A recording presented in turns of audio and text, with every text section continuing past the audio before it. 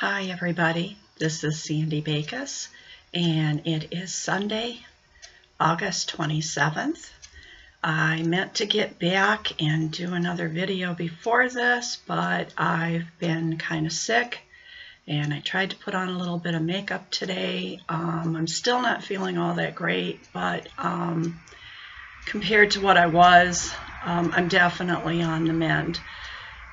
So what I'd like to do today is show you some of my really older stuff and show you my whips and just talk a tiny bit about future. First of all, I'd like to kind of give you my story while I'm showing you a couple of items. From way back in the 70s when I first started to cross stitch, and kind of what happened that got in the way in between, where I kind of quit for years and years and then finally went back to it.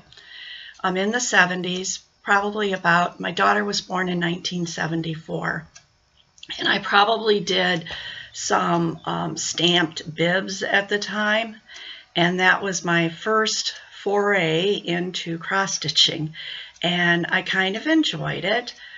Then I started looking at actual counted cross stitch pieces, and one of the first items that I did, and he looks really, really old because he's been hanging on the wall and not framed, and so he's pretty dirty. But I brushed him off and brought him out, and this was one of the first pieces that I did that was actual counted cross stitch. And I decided that I really liked it, but with life and kids and working and everything, it just seemed like I never really had a whole lot of time. So the years went on. I had a son in 1979. I had been divorced and then remarried in 1978, had a son in 1979.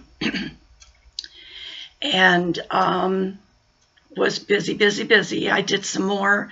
I think I did a crib quilt that was stamped, and of course more bibs, and some other small items that I may have given away, some Christmas ornaments.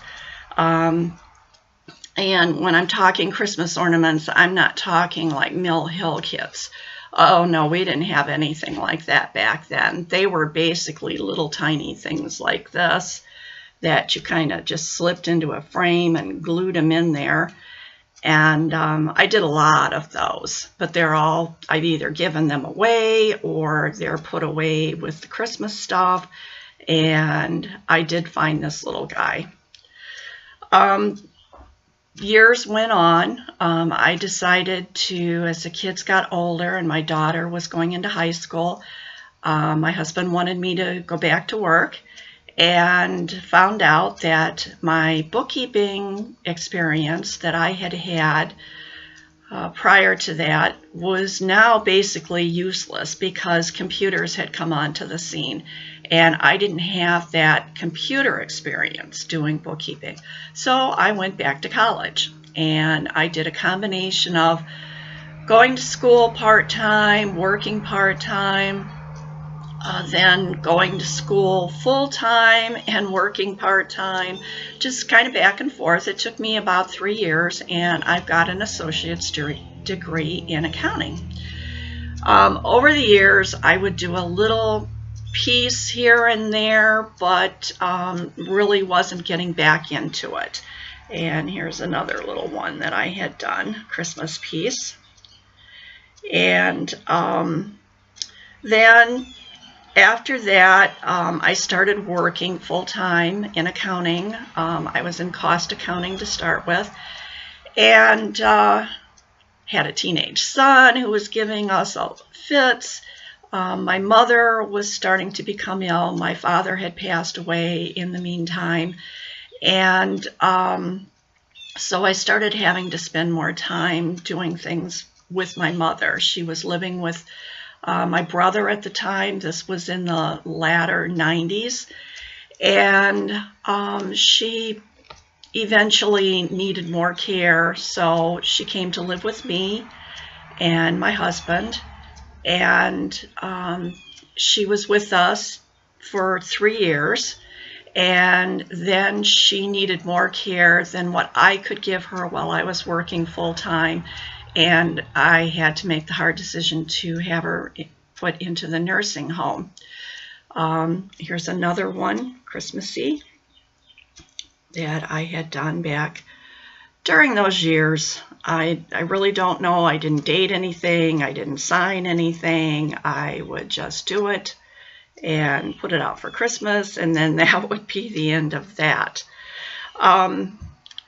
As those years went on, she was in the nursing home for 5 years and needed more and more care there, and she was 92 when she went into the nursing home, and she finally passed away in 2010 at the age of 97, and she was the sweetest woman that ever lived, and as far as I'm concerned.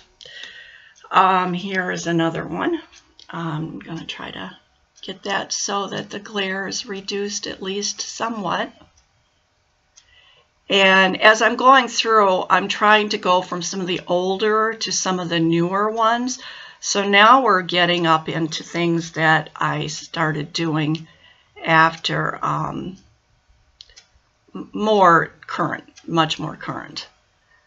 Then I was working a lot of hours and everything, and oh, and I missed one. This was a stamped piece. Might as well get this in. This was kind of old. I've never finished it. I have to put the trim around it and actually put it in the, complete it. I still got the edges all sticking out around here, but it was a stamped piece. And I realized very quickly that I preferred the regular counted cross stitch to the stamped. Okay, all right, we got to where my mother had passed away, and I'm going to set these down on the floor and get them out of my way. And I was working an awful lot of hours throughout a lot of those years, and sometimes 12, 14 hours a day, plus doing everything else that I needed to do. So, of course, cross-stitching kind of got shoved way to the background. And back then, I did one piece at a time. And if I grew tired of it, I just put it all away and maybe didn't look at it again for a long time. During that time, I also did the Village Harbor, which I showed you in one of the, I think the last video, I showed you that. Then I finally retired in early 2015, and then I was kind of in a limbo. I was cleaning my house, I was going through a lot of my mother's old stuff, I was going through all of the stuff I had, and I realized that over the years I had collected stuff for knitting, stuff for crocheting, stuff for cross-stitch, hadn't really done much of any of all, of it, and I decided that I really needed to make a decision. Pick one craft and stick with it, and then get rid of all the other stuff. So that was what I did. I chose cross-stitch, and I got rid of all of the knitting and the crocheting stuff. And it felt like there was a weight lifted off of me, but I still wasn't really motivated. Then I was on Facebook one day, and I was on a garage sale website, and somebody had put a post on there that said, is there anybody out there interested in starting a cross-stitch group? And I thought, wow, maybe that's the motivation that I need. Maybe that's what I need to get to put down reading all these books and watching TV and actually start cross-stitching. So I answered it, and I said, yes, I would be interested. This may be the motivation that I need. So they set a time and a date, and I went to the meeting. It was at the local library.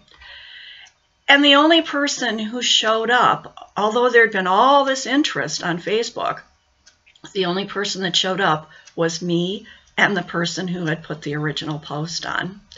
And come to find out, her name was Robin. She was quite a bit younger than me, but unfortunately she had had a stroke when she was only in her mid to late 40s. And she had some physical issues, had to walk with a cane, and cross-stitching had become difficult for her. And I think that That was the reason why she wanted to get a group, thinking that it would help her. And so we became friends from that initial meeting. And at that time, it kind of motivated me before I went to the meeting that I felt I needed to do something. So I did this little guy. He's just tiny. You can see my hand is next to the frame. And his name is Chocolat. I gave him to my granddaughter, and she was leaving for college today, so she has him. And she likes all things French and all things Japanese. So she named him Chocolat. She told me that was French for chocolate, and because she said he looks like milk chocolate. But that was my first thing that I did after having done nothing for years. And it kind of made me realize, okay, you can do this again. My sight was a lot different. I realized I was going to need magnifiers. I was going to need a lot of light, but I realized this is something I can do. So I did a few more projects, and you can see I was kind of leaning towards a lot of Christmas stuff. See if I can get the glare off of that, and so you can see it. And I was enjoying myself, and so Robin and I got together a few times. We met for breakfast, and but I noticed a pattern. She would want to do things at the last minute, and I found out then that her health issues, because of her stroke, caused her to have a lot of issues. We tried to go to a local craft store, and I had driven, and she had a bathroom accident. And apparently these were things that happened to her a lot. And so consequently, she couldn't make plans too much in advance. So we would talk on the phone, we would talk on Facebook. She would ask me questions. She'd send me a text message and say, "What do you use for a needle minder?" And I would go, "I don't even know what a needle minder is." Remember, I started stitching in the 70s, and there was no internet to learn about all this stuff. Then she started asking me about, well, did I want a scroll frame? And I said, I don't know what a scroll frame is. So as time went on, she tried to explain some things to me. And then one day I got a text message from her, and she said, "I'm in the hospital." And I said, "I'm really, really busy right now," which I was. I forget just exactly what was going on. I think it had something to do with my husband. And so I didn't get back to her right away. And I'm going to show another picture here. And then I sent her a message, and I said, "Are you still in the hospital?" And she said, "No, I'm home." She says, "But I'm still really, really sick." And I had no clue what was going on. And again, I was busy. And so I said, "Okay, do you need anything?" And she goes, "Well, maybe you could come and see me and visit with me." And I said, "Okay, in a day or two." And in a day or two, I sent her a text message, and I got no response. Then I tried calling her, and I got no response. And I'm going to cry. And I found out then on Facebook that she had had 2 surgeries in like a week's time. Apparently she'd had some kind of a bowel blockage, and her body just couldn't take it, and she passed away.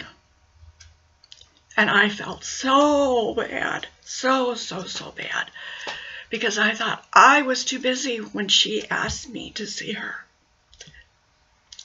I have to live with that. But Robin is the one who signed me up for cross-stitch groups. I had no clue they were even out there. So, thanks to Robin, I'm here today doing the Flosstube video, cross-stitching my heart out. And I think of her often. Okay, I'm going to pull myself together here. I'm going to continue on. I have some more recent completed projects. I'm going to try to pull those up here. I've got them setting over here on the side. And bear with me. Okay, here is now we're getting into some bigger ones and we're getting away from Christmas. Here is Home is Where the Cat Is. And I just love this. I love the colors in this. It's just very striking to me. And I hope I'm holding that level. Okay, then now you're going to start seeing some things that might look a little more familiar, especially if you've been on my Instagram. This was another big project, the 67 Camaro. And I don't think I showed this before. If I did, oh well, you can see it again. I may have showed it on a picture on my phone. I really love this. I love the colors in it. I actually had a 67 Camaro. My husband and I had classic cars for quite a few years, and one of the ones I had was a 67 gold convertible, and it was a RS, and my husband converted it with the signage and everything on it to be an RSSS, and I just love driving that car around. But in order for him to retire, we had to sell our classic cars. He later got another one, but I was never able to get another one. And then you've all seen my White Wolves, and White Wolves is framed. And there's a lot of light, but White Wolves is framed. I debated about how to frame this. Should I use a dark frame? Should I use a light frame? And finally, I decided that the light frame was the way I thought it would look best. And I guess that's the only person I really have to please is myself. So there's that completed. Now I have a couple of other items that have been completed, but I haven't done anything else with them. For Cross Stitch Finish line, we had the Guess What sale in August, and I just chose a very small project to do, and dust is a protective covering for furniture. Of course it is. We wouldn't have it any other way. So that is completed. I just need to get that. I'm thinking about mounting it on something instead of actually framing that. And let's see, I have another completion in here. And this was one of the outhouses that I had worked on. And this one is occupied, and it is now completed. Backstitching, everything is done on that. And I love it. Love the sunflowers. Okay, also I was working on my spring garden spot, which was my Paula Vaughn. And I really haven't made much progress on it, but it has the back stitching to go. And let's see if I can get it to where you can see it. This, to me, is going to be beautiful when it's finished. I just have to get it finished. All right, now I have my other whips, and one is my Spring Cardinals, and this was a Diane Arthur's, I think. Yes, Spring Cardinals designed by Diane Arthurs. And it's getting closer. I worked on some other things instead of working on this. I wanted to do the Splish Splash. I was taking a bath, Sal, for cross stitch finish line, and so I did a lot of work on another one, another outhouse. So there's that one, and then there is the one I worked on for that Splish Splash. I was taking a bath, Sal, and that fits all sizes. And that one's getting pretty close to completion, so I should have that one done before too long. And then I worked just a little bit on my springtime, which is the tulips. And we'll get it up here. You can see that. Down there at the tops of the birdhouses. And then I've got a few more flowers out to the side and finish the watering can. And then this one will be done. But I tend not to pick this one up as much as I do the other ones. I don't know if it's this really soft material or if that's it, since I'm so used to working on the stiffer Ada, or what. I'm not sure. Okay. Oh, I found a couple of more of my older ones here that I had buried. Here is Hang in There. And you can tell I like cats. I used to have this sitting on my desk at work. And when things would get kind of crazy, I would look up there and say, okay, there it is, hang in there. Grab the rope. Or the tree branch, or whatever that is. And then this is another one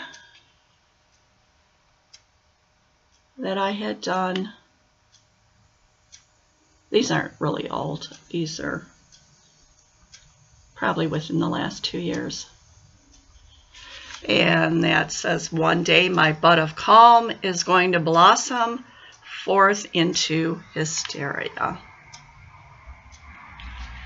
And then the cats, again.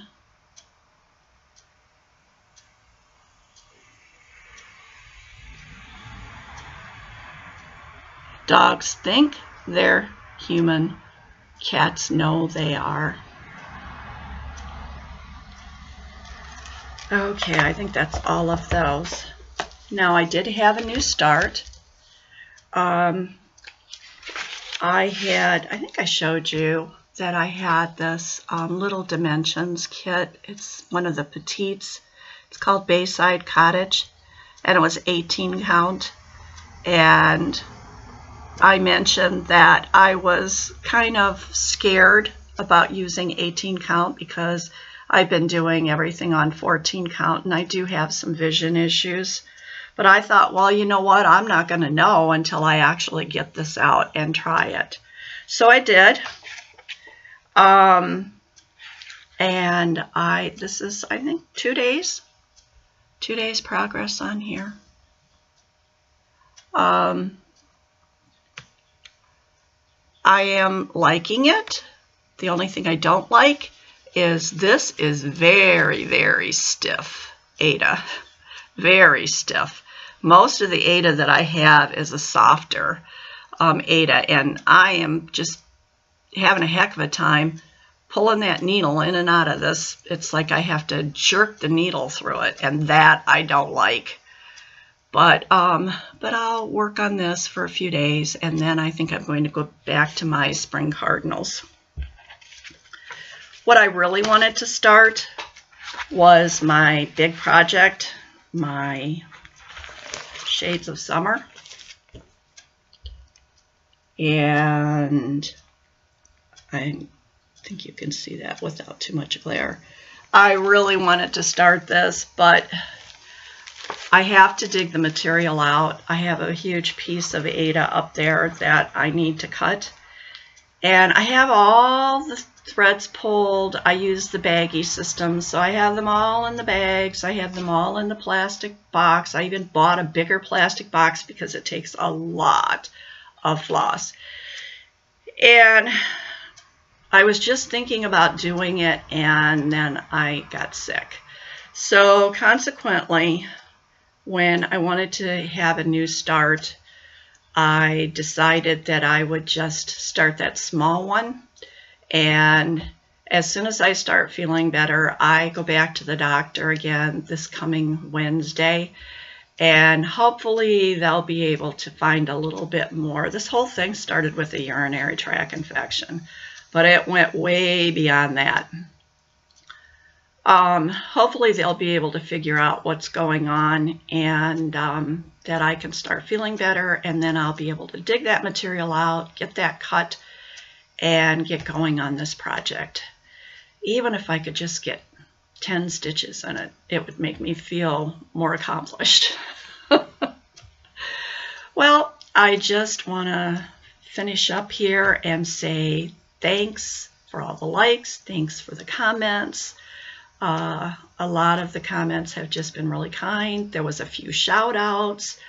I have finally figured out a way that I can sit and watch Flosstube at the same time I'm stitching, and be able to hear it. I was trying to do it before with my laptop and I couldn't hear it, but with my tablet, the volume is better. That seems strange that the volume on a tablet would be better than the volume on a laptop, but it really is. And so now I'm watching tons and tons. I've subscribed to so many people, and I'm a little bit OCD, in case you haven't noticed.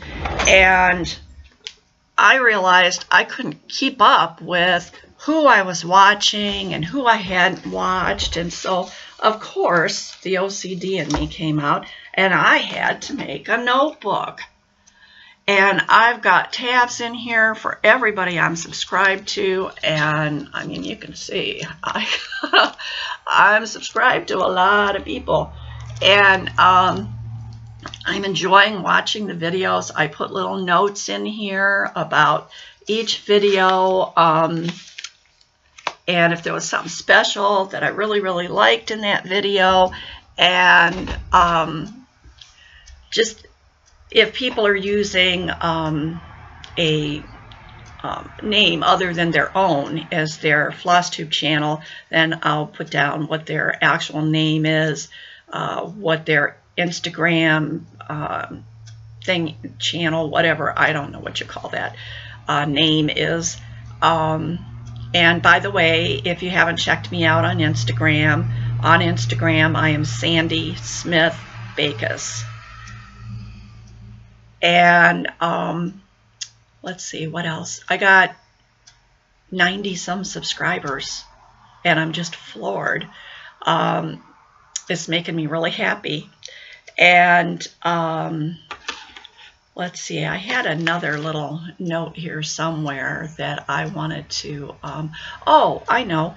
I have a ton of cross-stitch magazines from back in the 80s and the 90s. My mother had subscriptions to them. I had subscriptions to them. So I have quite a few different ones. What I'm doing is I'm going through these, a couple a week, and I'm looking to see, is there anything in here that I think I will ever stitch? And if there is, I'm flagging it. If not, I'm setting it in a pile to eventually give away or do something with. I wanted some opinions on does anybody know how much postage it costs to send out a magazine to somebody? I'm not poor, but I don't have a ton of money to just spend postage willy-nilly. So I do need to watch my pennies here and there. So if anybody has any suggestions, what's the best way to do that? Is there a special mailing rate? And maybe I'll start showing some of those and then giving them away to people that might be able to use them. Where here they're just sitting, nothing's going on with them. I have a few future plans here besides the Shades of Summer. I want to get into some of the sales that are coming up. I'm already kitted up for the witchy sale. I have to kit up at patterns pulled for some of the other upcoming sales on cross stitch finish line. I can't talk today. I don't know what the problem is, but I'm ready to pull the floss and pick out the material that I'm going to use and get those going. So I guess that's about it. Happy stitching to everybody. Have a good week. Enjoy life. The older I get, the more I'm learning that you have to enjoy each day as it comes, because tomorrow is not a given. So take care, everybody, and thank you. Thank you so much. Bye.